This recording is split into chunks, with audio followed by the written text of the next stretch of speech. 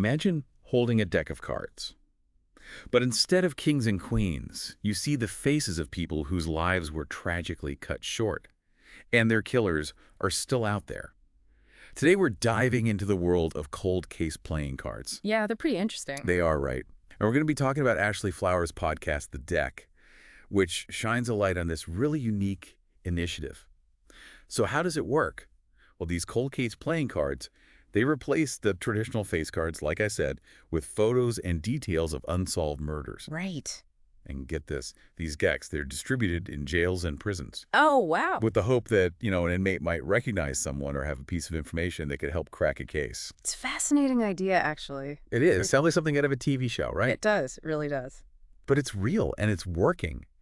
It all started back in 2005 with a Florida special agent who came up with this innovative approach. And the really amazing thing is the very first deck they created actually led to a case being solved within, get this, just 2 months. I know. Talk about a quick result. So from that single county jail in Florida, the program gained traction and it spread to state prisons all across the state.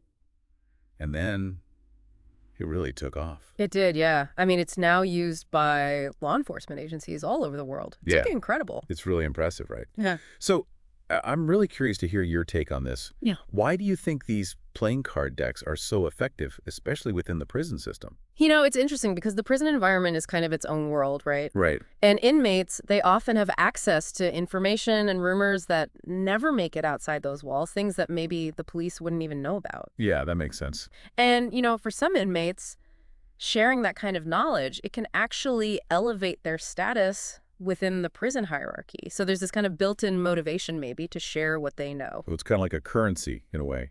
Exactly. And I mean, it's also possible that, maybe after years of being locked up, some individuals might start to feel a sense of remorse or maybe a desire to, I don't know, make amends for past actions. Oh, yeah. For sure. And so seeing a cold case playing card with, the face of someone who was murdered, it could be that trigger that makes them want to come forward with information. Oh, wow. It's a really fascinating psychological aspect to it all, isn't it? It is. So it's not just about the information itself. It's about, the whole context of where that information is coming from and how it's being shared. Exactly. Now, it's really cool that the Deck podcast, it's not just highlighting these cases, but they're actively helping to solve them. Right. Through their partnership with Season of Justice. Can you tell us a little bit more about that? Yeah, sure. So Season of Justice, it's a nonprofit organization, and they are dedicated to supporting these cold case investigations. And, investigations can be expensive. They need resources. And the Deck podcast, well, they're actually using their advertising revenue to fund a specific grant program. So that's amazing. That is. And these grants can really help. They can be used to create new decks of cards. They can help reprint existing ones that maybe need to be updated or circulated more widely. And they can even be used to fund DNA analysis, which is a crucial part of a lot of these investigations. Wow. So the podcast is directly contributing to bringing, some closure to these families who have been impacted by these really awful tragedies. Yeah. It's pretty amazing. It's like a great example of how media can be a force for good, right? Oh, for sure. It's not just entertainment. It's actually making a real difference in people's lives. It is. And, thinking about that very first deck that led to a solved case in just 2 months, it shows you how a single, innovative idea can have this huge ripple effect, I know. It's incredible. And it really makes you think anyone, anywhere, could unknowingly hold a vital clue to an unsolved mystery. Maybe it's something you saw or heard years ago and you didn't even realize it was important.